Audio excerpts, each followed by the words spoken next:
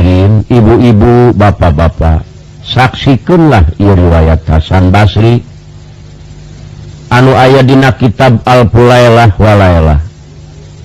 Anu kasebelasan iman Islamna bener-bener kuat, teu kalah ku kasebelasan setan. Jadi Hasan Basri anu sajeroning tentrem ayem aya di kota nagara Basrah. Kulantaran ibuna kagungan putra menghiji-hijina. Jadi ibuna sasauran ka Hasan Basri kasep supaya anjeun jadi manusia anu berguna, anu bisa ngabela agama oge nagara, anu bisa ngageroh ka masyarakat. Teu aya deui jalan anjeun iwal ti kudu lempang ka pasantren. Ibu senang, ibu dodoh nyaah kanu jadi putra. Upami anjeun kersa ka pasantren, insyaallah cek nu bohong teh mah hulu dijen buntut, buntut dijen hulu ku ibu didolaan kasep. Jadi Hasan Basri Pak barang nguping ibuna kitu, bungah anu teu aya hinggana, bungah-bungah anu amar wa tasuta. Memang Hasan Basri teh ku hoyong milari ilmu, hoyong ngaleungitkeun kabodohan ngalap kapinteran, ilmu anu mangpaat guna ngabela agama jeung nagara, oge pikeun ngajak ka masyarakat kana jalan kaslametan dunya rauh akhirat. Jadi sarajengna Hasan diparentah lempang ka pasantren gancang. Hasan teh gancang malumpang maka pasantren. Nyaeta Hasan Basri barang dongkap ka pasantren, alhamdulillah.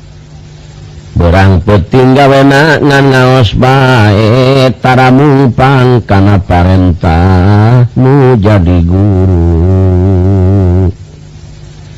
Hasan Basri lumpang ka pasantren. Sajeroning aya di pasantren berang penting kalawan ngaji gawena tara mumpang kana parentah nu jadi guru oge kana nasehat nu jadi guru. Jadi gancang na riwayat ya Hasan Basri kurang leuwih meunang 15 tahun cicing di pasantren. Kalayan aya berkah doa ibuna. Jadi Hasan Basri pasegi ilmuna alhamdulillah. Namun Hasan Basri saparantosna bade mulih ti pasantren, neda-neda kanu kawasa, muga-muga ieu ilmu ku Allah dimangpaatkeun. Kalayan Hasan gancan mulih pamitan ka mama ajengan, basana kasep ku mama didoakeun muga-muga ilmu maneh ku Allah dimangpaatkeun. Jaya Hasan lajeng mulih kalayan kenging doa restu ti guruna. Barang sasumpingna ka kampung anu aya di kota nagara Basrah, Hasan Basri sujud ka ibuna, basana ibuna kasep dedeh teuing anjeun mulih ti pasantren.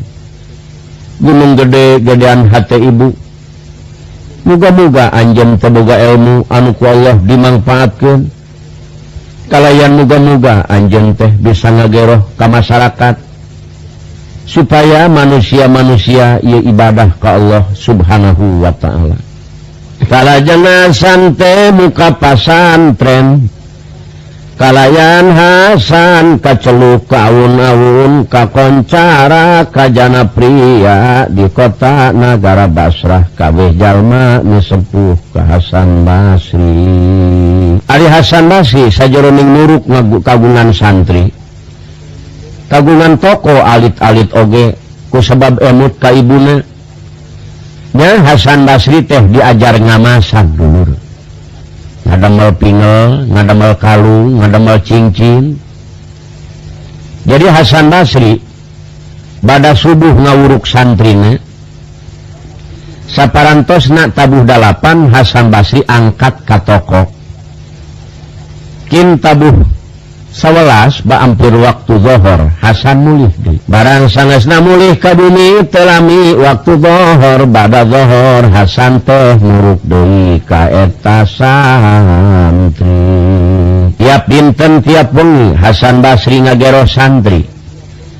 kalayan ikhtiar kangge ibuna kenging 1 kilo beas 2 kilo beas.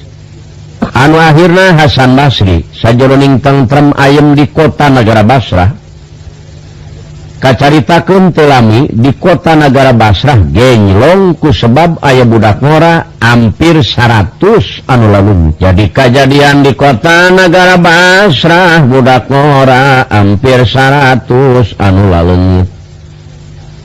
Duka paehna di mana, duka hirupna oge di mana, jadi buktina teu paeh teu hirup, hirup duka hirupna. Lamun paeh di mana paehna ilang tampak rana kurang leuwih budak ngora hampir 100. Kayan genylong di kota negara Basrah budak ngora hampir 100 anu leungit. Teu puguh paehna teu puguh hirupna. Barang disidik ku sadayana para pamimpin di kota negara Basrah horeng teh sok aya jalma anu hasud anu jahat asup ka negara Basrah anu eta jalma agamana nyembah kana sun. Jadi soreng barang disilidik aya jelma anu hasud kalayan jahat sok asup ka kota negara Basrah anu agamana eta jelema teh nyembah kana sun beragama Majusi sok mawaan umat Islam anu aya di kota negara Basrah. Pamuda-pamuda anu keur sakadar ngagemor-gemorkeun agama atawa memperkembangkeun ieu agama. Jadi ayeuna genylong di kota negara Basrah ibuna Hasan oge nguping pikasedihun ieu teh beja. Nya ibuna Hasan sasauran ka Hasan Kasep ieu beja teh pikeun. Budak ngora hampir 100 mula leungit ujang duka paeh maduka hirup. Ayeuna ibu titip ka anjeun maklum anjeun mah sapopoe aya di pasar.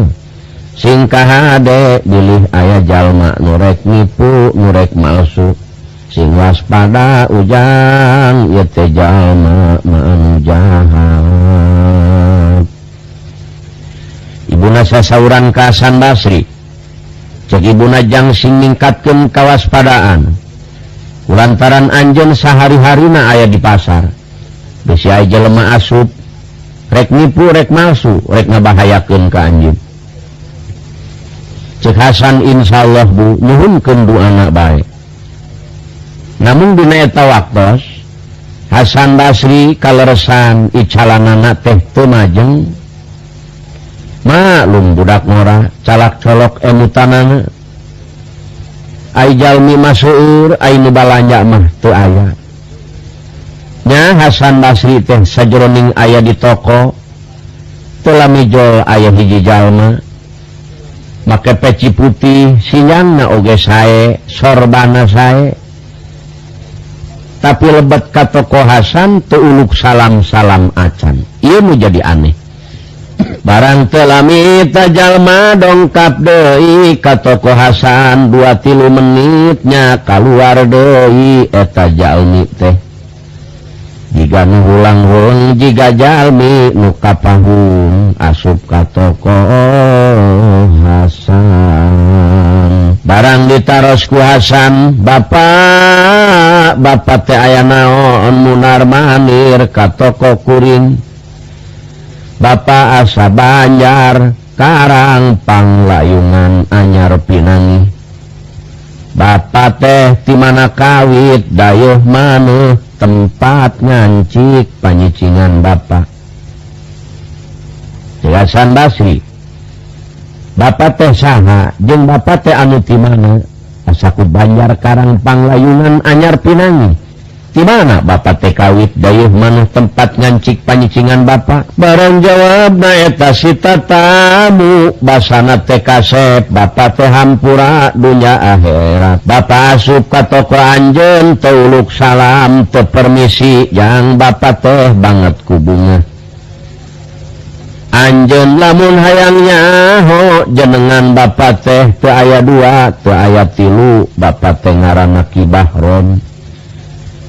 anu dayuh maneh tempat ngancik panyicingan Bapak teh di negara Ajami. Maksud Bapak ka dieu sanes Bapak arek balanya meser barang perhiasan tina emas atawa tina suasa.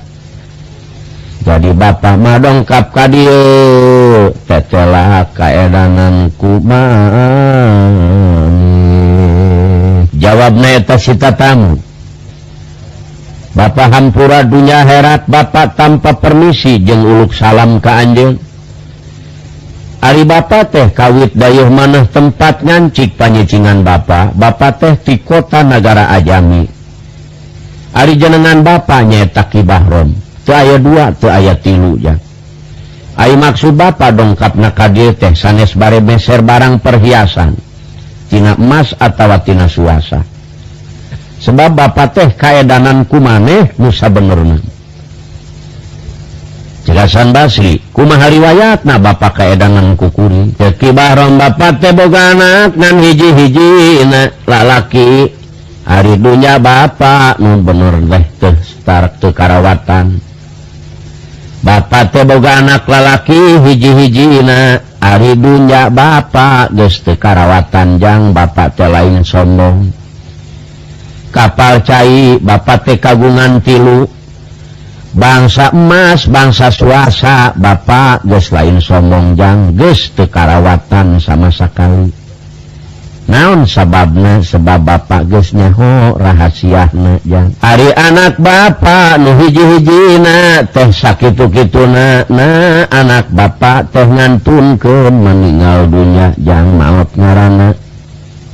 Nya Bapak teh satengah kaedanan ku anak Bapak. Barang ningali pamen teu anjeun Bapak teh bungah taya hinggana mani asa kapangih Bapak dipangimpian ujang. Anjeun teh manu persis anak Bapak teh kuhayang mulung anak ka anjeun. Jadi Bapak riwayatna boga anak hiji-hijina. Ai harta kakayaan Bapak teh seueur lain sombong. Kapal cai ge Bapak teh kagungan 3 jang. Karuhan bangsa emas jeung suasa mah Bapak mah geus teu karawatan.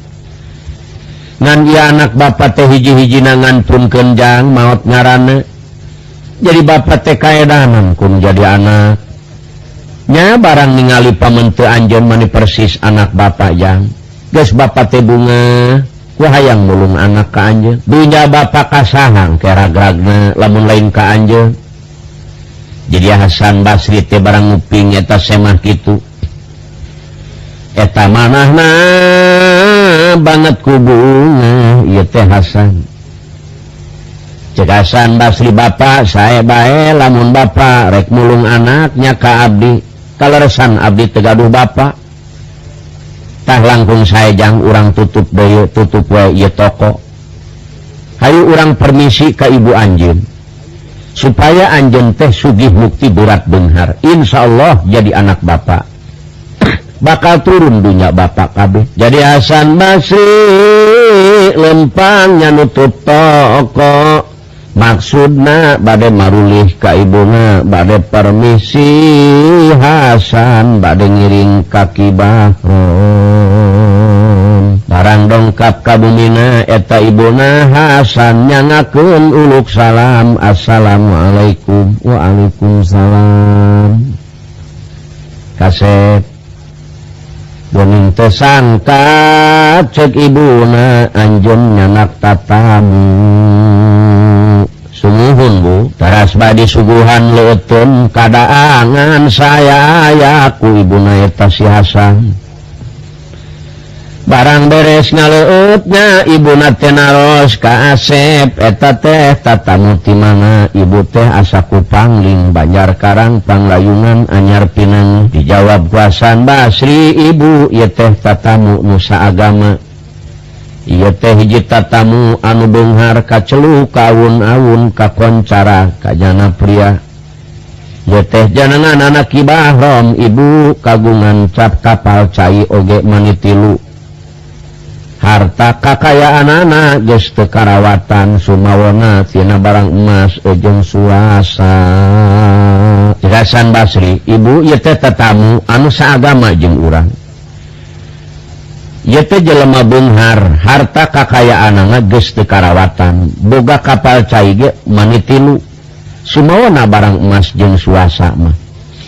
Tah ayeuna abdi bade pamitan Bu, nyuhunkeun widi abdi teh bade ngiring jeung ingaran Ki Bahrom sebab Ki Bahrom bari mulung anak cenah ka abdi. Ceuk ibuna San Ujang ieu teh tatamu ti mana, ti nagara mana oge asalna. Ceuk Hasan Basri ti nagara Ajami, ibu ngaranna ieu teh jalma nyaeta Ki Bahrom. Ieu teh Bu ti nagara Ajami, jenenganna Ki Bahrom Bu. Ibuna teh ngucur Cipanon basana Kasep deudeung teuing ari ibu masok emut kana beja sebab di kota nagara Basrah teh hampir 100 anu laleungit ibu bingung makana beja. Ibu mah tetep moal ngidinkeun Kasep wayahna ulah samarangan zaman ayeuna. Ibu imut kana beja jang urang nagara Ajami teh nyeremah kana seuneu beragama Majusi. Sedangkan anu jahat teh ceuk wartos urang nagara Ajami. Ceuk Hasan Bu, ieu mah jauh ti tanah ka langit dasa agama jeung urang. Keukeuh nu maksa, keukeuh nu nyaram. Dina eta riwayat Hasan Basri Pak geus teu nolih ka ibuna berangkat. Ibuna nangis. Lolongseran di kantun bae ku Hasan Basri. Hasan Basri teras lempang jeung eta Ki Bahrom. Sapanjang jalan ngabubungah bae ka Hasan. Kasep sing betah di nagara Bapa. Kapal cai Bapa boga 3 ke urang meuli 5 deui majang. Jadi ieu Ki Bahrom leuwih ti batas, leuwih ti ukuran ngomongna. Jadi Hasan Basri emutanana teu percaya sabalikna ka ieu Ki Bahrom. Boa-boa ieu jelema teh rek nipu ceuk Hasan Basri dina jero manahna. Jadi Hasan Basri teh ngeureunkeun keur waktu mapahnya ieu Hasan pokna teh bapa eureun heula sakedeung. Abdi teh mamanahan teu raos pisan bapa wayahna, abdi teh kuhoyong mulih deui ka lembur abdi. Pak liren heula ieu mamanahan abdi teu raos amat, abdi mah bade mulih deui we Pak ka lemur abdi. Oh, ceuk Ki Bahrom teu naon-naon jang. Ulah dipaksakeun ku anjeun, ai anjeun teu geunah mamanahan mah. Malah bapa oge atuh rek ngiring cenah jeung anjeun. Bapa ge hoyong enong sapeutingna. Nya marulih deui saderek. Atuh ibuna mani bunga ningali Hasan teh marulih deui. Nya Hasan Basri teh Pak teu lami datang waktu maghrib terus salat maghrib. Biasa si semah ge ilu salat duru isya terus salat isya. Barang beres salat isya dipasihan dahar ku ibuna Hasan. Barang beres dahar ngobrol we jeung Hasan Basri. Ari ibuna mah ongkoh we. Malum Pak kaayaan wengi ibuna mah terus bobo.